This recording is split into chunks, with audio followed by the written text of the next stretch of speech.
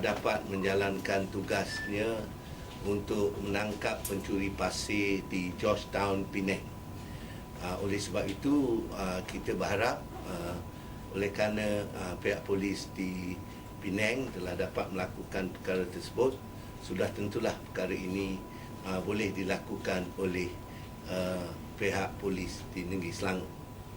Saya sudah menghantar surat kepada Timbalan Perdana Menteri dan salinan daripada surat itu sudah juga saya hantar kepada CPO di Selangor.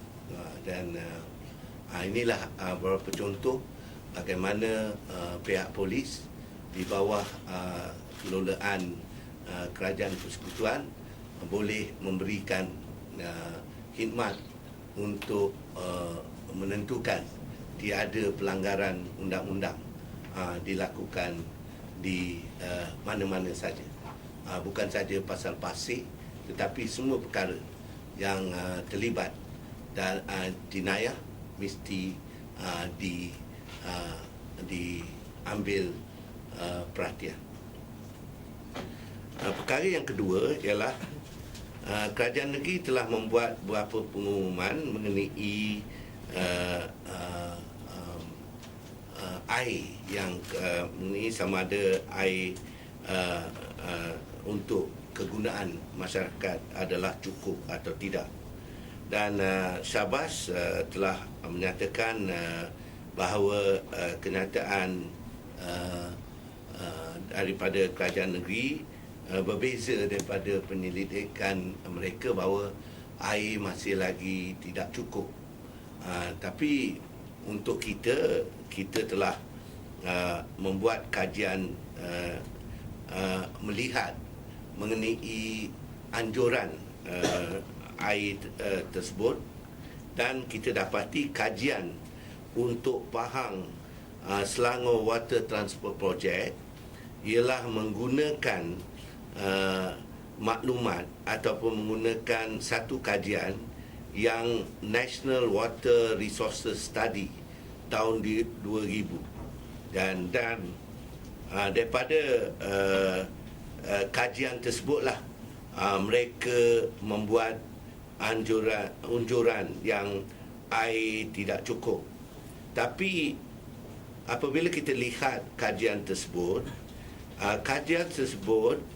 telah menggunakan jumlah air yang banyak digunakan per kapita berbanding dengan jumlah yang dilakukan sekarang, iaitu ini mereka menggunakan unjuran ataupun projection based on cities like Sydney and Singapore. So it gives you a different percentage use. Itu sebab kita lihat kita perlu melihat unjuran-unjuran tersebut.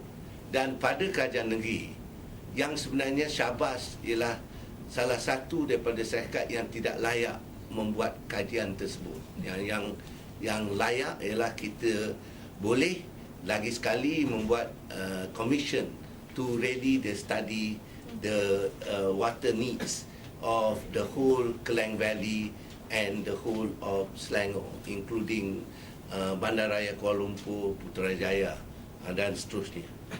Dan itulah sebabnya kerajaan negeri berpendapat ada baiknya kita cepatkan penyelesaian mengenai pengambilan industri air di negeri Selangor, iaitu sekarang dalam perbincangan dan kita merasakan penyusunan semula industri air seperti yang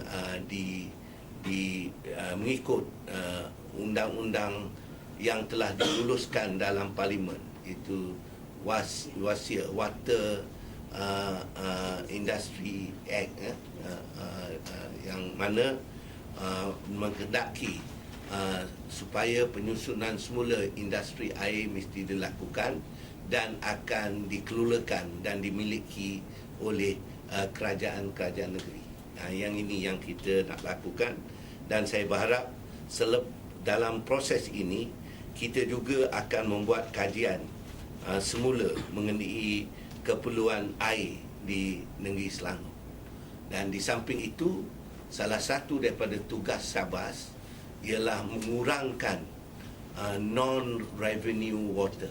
Non-revenue water sebab sekarang setiap 100 gallon air yang dikeluarkan selepas treated ataupun dibersihkan, dirawat, dan dianya hanya 65